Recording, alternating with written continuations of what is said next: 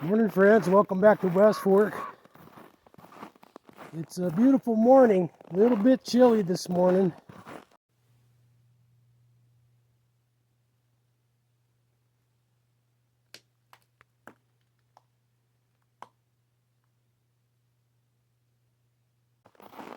I got up, it was 2 degrees. So I've had my coffee and I'm heading up to see if the deer want a little snack.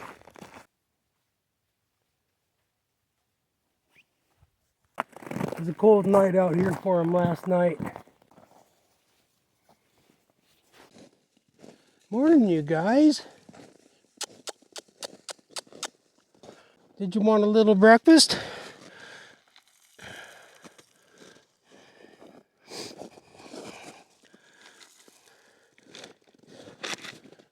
That's a good boys. Get your snack.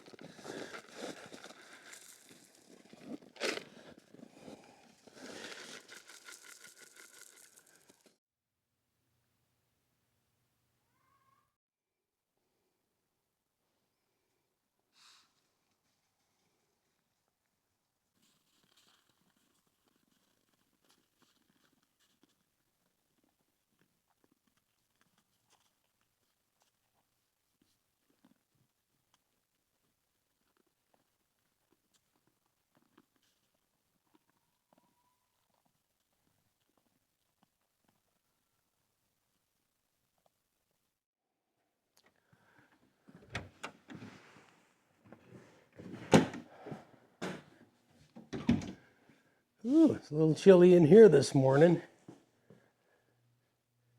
36.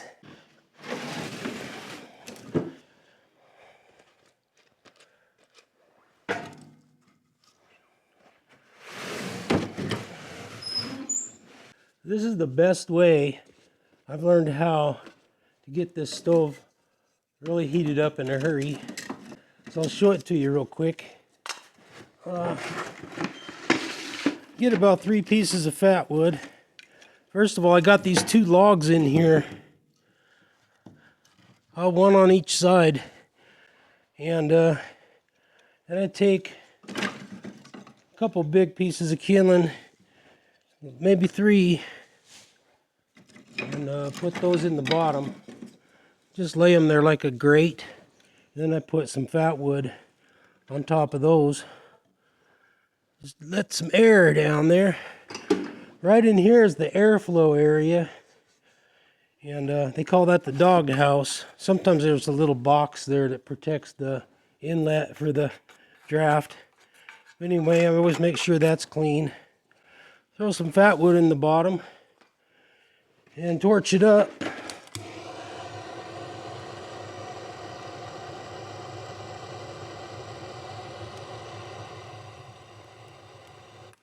Looks pretty good. And then I find a piece of kindling that's just the right size. How about like this one here? And I just put it across like a bridge. Take some more of this dry kindling and just make a little ramp out of kindling. Now with these two logs, one log on each side, it really keeps the heat in. And I crisscross a little bit of kindling.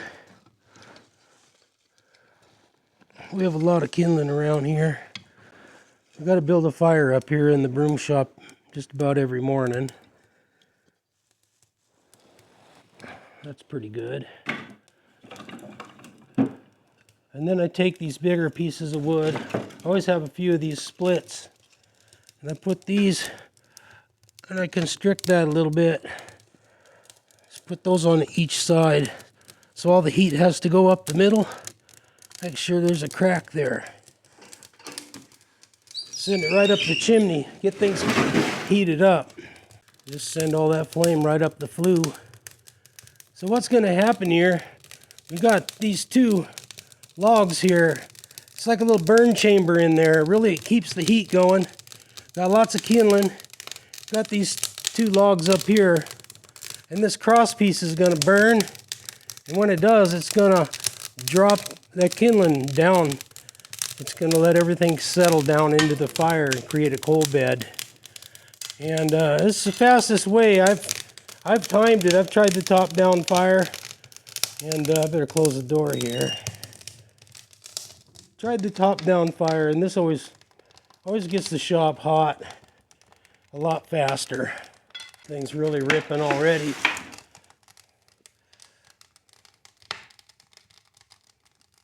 I got the door left open, cracked a little bit. I got the draft wide open.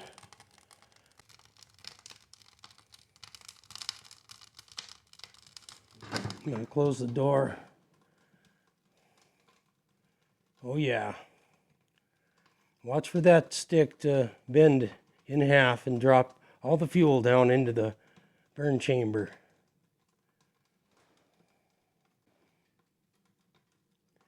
It's probably gonna go any minute.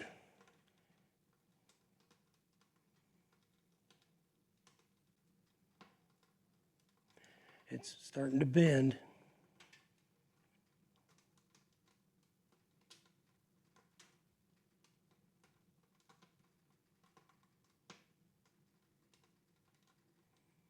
It's bending good.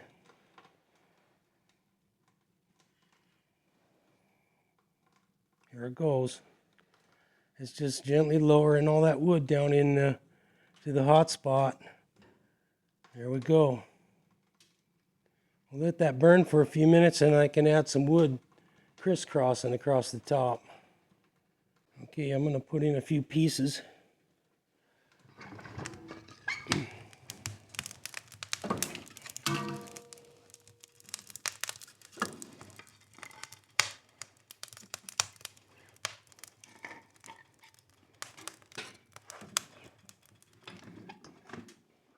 Well, that only took a few minutes.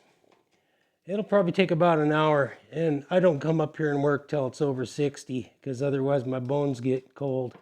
But I got a couple broom orders going out today and got to keep the shop from freezing up.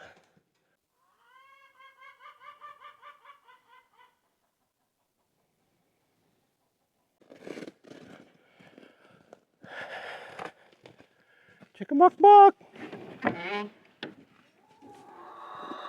Hey, you guys. You want some bugs?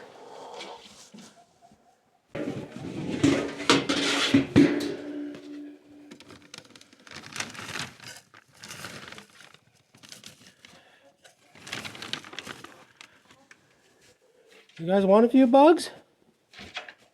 Oh, goodness sakes.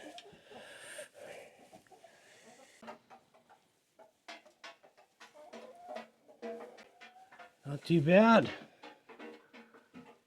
Well, it's still warm. You guys have a nice day.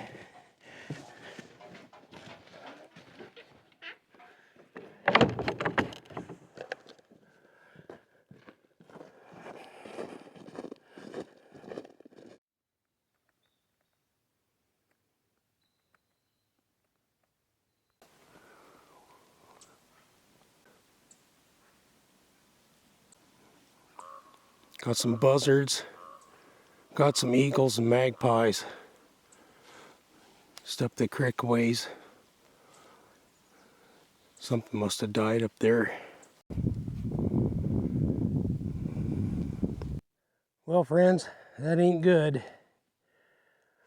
Well, right over here, a little ways, is a pretty ugly winter kill on a white-tailed deer. It was one of the little fawns that I'd seen coming and going. I'm not sure if it was an orphaned fawn or it might have been one of the twins we've been seeing. But anyway, this whole area is cut up with coyote tracks. It looks like there was a whole pack in here last night or early this morning. Yeah, that's kind of the bummer. Living out here in nature is everything's hungry, and it got mighty cold last night, close to 0. And the coyotes are coming on to pups pretty soon, and they get hungry. So anyway, I'm not going to show the kill, just know it's there. And we're sad because we really love the deer. But I like the birds too, and everything has to eat out here in nature. So what I'm going to do is put the trail cam up. I tried to get some pictures of the eagles, but they're keeping their distance. Yeah, something died right at the base of those two pines. There's eagles everywhere. There's two eagles up in that snag back in there. There's bald eagles and golden eagles, and I've seen a couple vultures. They won't let me get close enough, even with my zoom lens, to get any good footage of them. So I'm going to put my trail cam up, try not to get too much of the gore in the photos, and see what kind of beautiful birds we can get on footage. And if any of them turn out, I'll put them toward the end of the video here so you can see them in flight and see nature at work, I guess.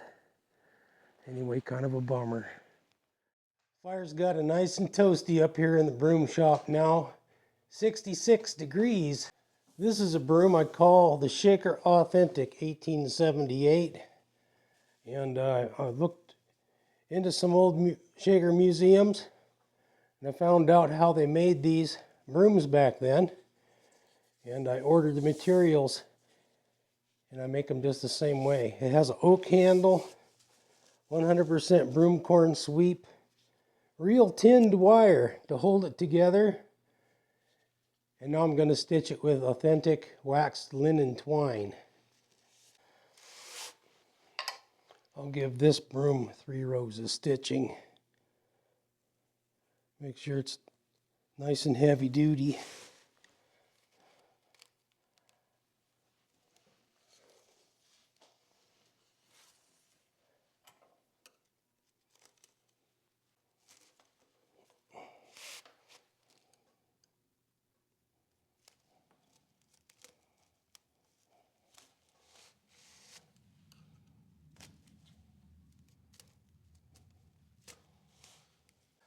A little tough to get a whole lot done when the weather's this cold.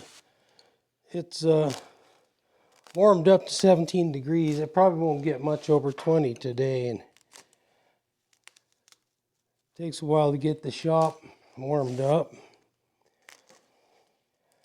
It's good weather for sitting by the fire. I like having that wood stove right at my back because it really warms my bones when I'm working.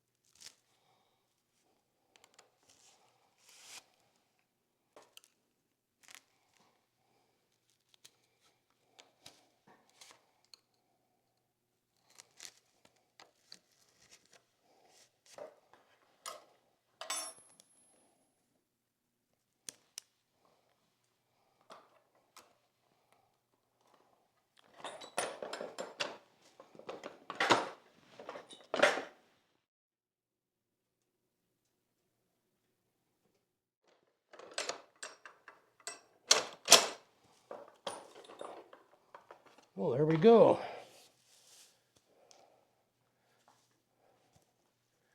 3 nice rows of linen stitching. Now all I got to do is kind of trim this thing up a little bit. Oh, and it needs a hang loop. Yeah, I'm just gonna trim it to length here.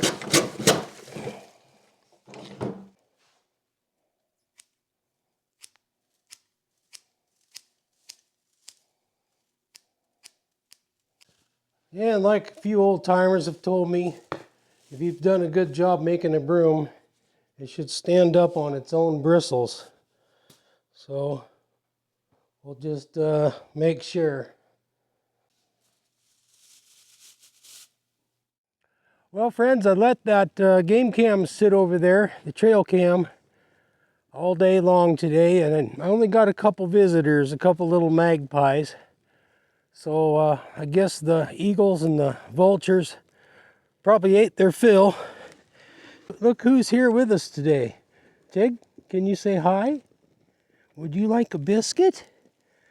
Tig's got a sprained leg. It swelled up. Her muscle swelled up on her right leg, and she's been limping, but we've been keeping her down, and it's gotten a lot better. So she's just going to have to take it easy.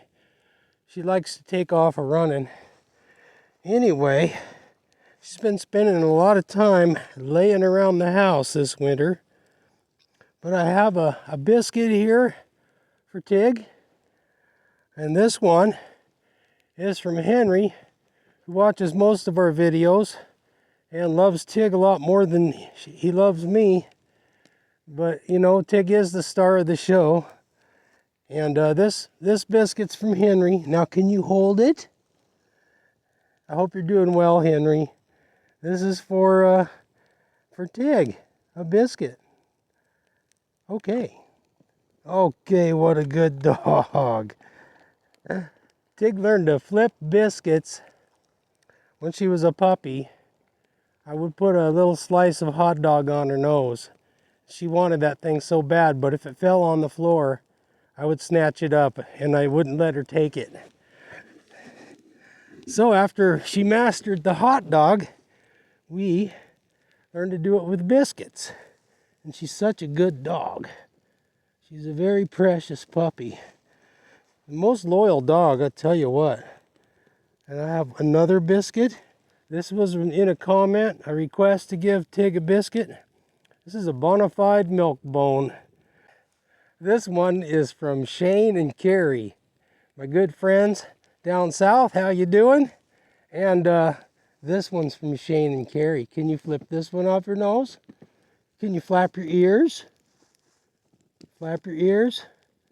Okay, stay. You're a good dog. Stay. Stay. Okay, good dog. Well, that's it for now. Just a quick video to let you know what's going on around here at the homestead. Hope to be out in the bush again soon. Until next time, God bless you. Take care. This is over and out from West Fork.